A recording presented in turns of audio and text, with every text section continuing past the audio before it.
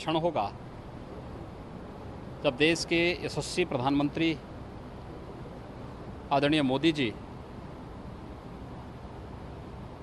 अयोध्या में लगभग 500 वर्षों की इस परीक्षा के परिणाम के साथ भगवान श्री राम के भव्य मंदिर निर्माण की आधारशिला रखेंगे। ये हमारे लिए ऐतिहासिक क्षण भी है, भावनात्मक क्षण भी है और एक नए भारत के निर्माण की आधारशिला को रखने का अवसर भी है। इसी दृष्टि से आज यहाँ के कार्यों का अवलोकन करने के लिए मैं स्वयं आया हूँ, देखने के लिए। आयोजन श्री राम जन्मभूमि तीर्थ क्षेत्र न्यास का है, लेकिन उस कार्यक्रम में बाहर की सुरक्षा, बाहर व्यवस्था आदि को निरीक्षण करने देखने के दृष्टि से हम लोग यहाँ पर आए हैं। स्वाभाविक रूप से कहीं भी कोई कोताही न बरती दी जाए, ये हम लोगों ने पूरी तत्परता के साथ तैयारी की है। हर एक स्तर पर हर प्रकार की बातों को ध्यान में रख कर के कार्यक्रम को आयोजित करने और उस कार्यक्रम में सहभागी बनने का प्रयास हो रहा है।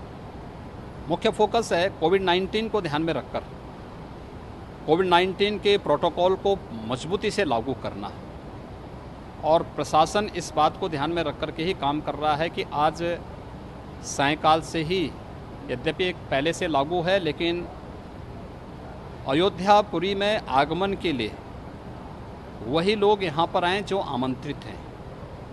बाकी सभी श्रद्धालुजन, यद्यपि हर एक श्रद्धालुजन की, हर एक भारतीय की इच्छा होगी कि इस ऐतिहासिक क्षण के वे साक्षी बने, लेकिन 135 करोड़ लोगों की आकांक्षा के प्रतीक आदरणीय प्रधानमंत्री जी स्वयं हैं और आदरणीय प्रधानमंत्री जी उन सब का प्रतिनिधित्व स्वयं करेंगे। इसलिए सभी से हमारी अपील है कि ट्रस्ट ने जिस प्रकार की व्यवस्था बनाई है, उस व्यवस्था के साथ ही हम सब जुड़ें। जो भी लोग अयोध्या जी में आमंत्रित हैं कार्यक्रम में, वे लोग इस कार्यक्रम में भागीदार बनेंगे। उन महानुभावों के सुरक्षा और उनके आगमन की पूरी तैयारी यहाँ पर की जा रही है। सिर्फ सभी श्रद्धालुजनों से, सभी महानुभावों से हमारी अपील है कि वे लोग जहाँ हैं, अपने घरों में, अपने आश्रमों में, वे वहीं पर रहें। कोविड-19 के कारण हम लोग हर एक को इस आयोजन में आने के लिए मुझे लगता है कि व्यवस्था नहीं दे पाएंगे। सीमित संख्या में जो अतिथि आमंत्रित हैं वही लोग इस कार्यक्रम में भागीदार बनेंगे, और से सबसे हमारी अपील होगी कि इस ऐतिहासिक क्षण के साक्षी बनने के लिए आवश्यक है कि हम 4 और 5 को अपने घरों में दीप जलाएं। धर्माचार्यगण देव मंदिरों को विशेष रूप से सजाएं। मंदिरों में दीपोत्सव का कार्यक्रम आयोजित करें, अखंड रामायण का पाठ करें और उन अपने सभी पूर्वजों को स्मरण करें जिन्होंने श्री राम जन्मभूमि के लिए अपना बलिदान दिया था।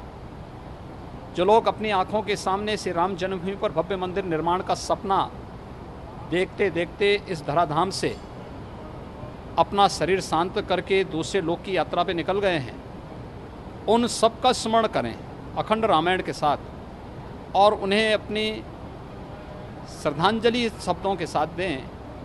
मर्यादा पुरुषोत्तम भगवान श्री राम के प्रति अपनी श्रद्धा को व्यक्त करते हुए अपने पूर्वजों का स्मरण करें। मुझे लगता है कि इससे बढ़कर के दूसरा और कोई कार्य नहीं हो सकता है। कोविड-19 के बाद हमारा प्रयास होगा कि हम श्री राम जन्मभूमि तीर्थ क्षेत्र ट्रस्ट के साथ मिलकर के प्रदेश के भी और देश के भी हर एक जनपद से व्यवस्थित रूप से श्रद्धालुजनों को अयोध्या में लाने के लिए एक व्यवस्थित कार्यक्रम तैयार करेंगे। कोविड-19 से उभरने के साथ ही हम लोग इस कार्य योजना को लागू भी करेंगे, लेकिन यह देश के लिए, दुनिया के लिए एक ऐतिहासिक क्षण होगा और इस ऐतिहासिक क्षण का साक्षी हम लोग अपने घर या देव मंदिरों से बनकर के कर सकेंगे। और इस कार्यक्रम में सभी लोग जो मर्यादा पुरुषोत्तम की मर्यादा है, जो अनुशासन है, उसका पालन करते हुए इस कार्यक्रम के प्रति अपनी भावनात्मक रूप से कार्यक्रम के साथ जुड़ें और ट्रस्ट के अभियान को अपना एक सहयोग दे सकेंगे तो हमें भी काफ़ी इससे सहूलियत होगी। मैं सभी के प्रति इस ऐतिहासिक अवसर पर सभी श्रद्धालुजनों को हृदय से बधाई भी देता हूं, अपनी शुभकामनाएं भी देता हूं और विश्वास व्यक्त करता हूं कि आदरणीय प्रधानमंत्री जी की उपस्थिति निश्चित ही अयोध्या में 500 वर्षों की एक लंबी प्रतीक्षा के बाद न केवल अयोध्या अपितु भारत की जन आकांक्षाओं को मूर्त रूप होते हुए हर एक क्षेत्र में देखने को मिलेगा।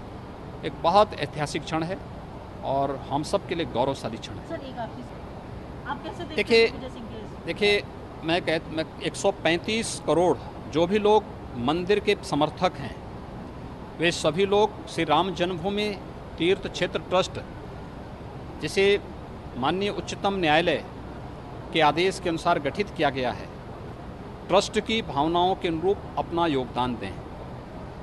इस ऐतिहासिक क्षण पर नकारात्मक टिप्पणी न करें।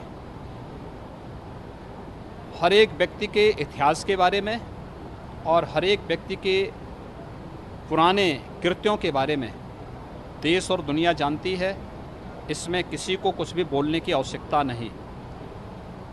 हर एक व्यक्ति जानता है कि अयोध्या में श्री राम जन्मभूमि पर भव्य मंदिर निर्माण का कार्य आज़ादी के तत्काल बाद श्री सोमनाथ मंदिर के पुनरुद्धार के साथ ही प्रारंभ हो सकता था, लेकिन जब लोगों के लिए देश से महत्वपूर्ण सत्ता हो जाती है तो वे लोग अपने राजनीतिक सत्ता के लिए जन भावनाओं के साथ खिलवाड़ करते हैं, समाज को जाति मत मजहब के आधार पर बांटते हैं। और निस्संदेह इस बात का श्रेय प्रधानमंत्री मोदी जी को दिया जा सकता है कि उन्होंने 2014 में चुनाव के पूर्व ही इस बारे में कहा, 2017 में उत्तर प्रदेश विधानसभा चुनाव के पहले, 2019 में लोकसभा चुनाव के पहले भी इस बारे में कहा था कि संविधान के दायरे में रहकर के श्री राम जन्मभूमि मंदिर निर्माण का मार्ग प्रशस्त करेंगे। संविधान के दायरे में रह करके माननीय उच्चतम न्यायालय जो फैसला देगा हम उसका पालन करेंगे और फिर उसके अनुरूप आगे के कार्यक्रम को व्यवस्थित रूप से आगे बढ़ाने का कार्य है। लेकिन कांग्रेस को अपने इतिहास में झांकना चाहिए। कांग्रेस रामलीला जहां विराजमान रहे हैं, जो वास्तविक राम जन्मभूमि है, राम मंदिर का निर्माण वहां होना चाहिए, ये हम लोगों की देश की भावना ये थी। कांग्रेस वहां शिलान्यास नहीं चाहती थी, कांग्रेस विवाद का पटाक्षेप नहीं चाहती थी। और जब उच्चतम न्यायालय में मामला गया था तब कांग्रेस के ही एक नेता ने, तब उच्चतम न्यायालय ने एक एप्लीकेशन दी थी कि इस समस्या का समाधान 19 से पहले न होने पाए। 9 नवंबर 2019 की तिथि एक ऐतिहासिक तिथि है जब अयोध्या में से राम जन्मभूमि मंदिर निर्माण का मार्ग प्रशस्त हुआ। उच्चतम न्यायालय की एक संसदीय पीठ ने, एक पूरी संवैधानिक पीठ ने सर्वसम्मति से 500 वर्षों से चले आ रहे एक विवाद का पटाक्षेप किया और मंदिर निर्माण का मार्ग प्रशस्त किया। यह भारत की लोकतंत्र की ताकत को भी, दुनिया के सबसे बड़े लोकतंत्र की ताकत को दुनिया को एहसास कराता है और न्यायपालिका की ताकत ने भी दुनिया को एहसास कराया है। क्योंकि बहुत सारे लोग धमकी देते थे कि अगर फैसला आया तो ये हो जाएगा। मुझे लगता है कि 9 नवंबर 2019 की तिथि ने उन सब पर विराम लगा दिया। भारत की न्यायपालिका, भारत के लोकतंत्र की ताकत का एहसास करा दिया। प्रधानमंत्री मोदी जी के प्रयासों से आज यह शुभ दिन देश और दुनिया को देखने को मिल रहा है और हम सब अपने घरों में रहकर, अपने देव मंदिरों में रहकर आदरणीय प्रधानमंत्री जी का अभिनंदन करें और उनके संबोधन के अनुरूप नए भारत के निर्माण के लिए जो अभियान पिछले 5 वर्षों से 6 वर्षों से उन्होंने प्रारंभ किया है, राम राज्य की उस अवधारणा को न जाति न मत न मजहब, सबका साथ सबका विकास की भावना के साथ हम कार्य करेंगे और यही राम का आदर्श है। उस आदर्श को मूर्त रूप देने के लिए भव्य राम मंदिर निर्माण की आधारशिला रखने के लिए प्रधानमंत्री मोदी जी आ रहे हैं यह हम सब के लिए सौभाग्य का अवसर है, एक गौरवशाली अवसर है। हर भारत गौरव की अनुभूति करे और इस कार्यक्रम को, पूरे कार्यक्रम की यहाँ से लाइव टेलीकास्ट होगा, उस कार्यक्रम को हम लोग अपने घरों में रह कर के देख सकेंगे, अच्छा होगा। और कोविड-19 के प्रोटोकॉल का पालन करेंगे। हम सबको इसका पालन करना चाहिए। यही मर्यादा पुरुषोत्तम भगवान श्री राम के प्रति हमारी श्रद्धा है।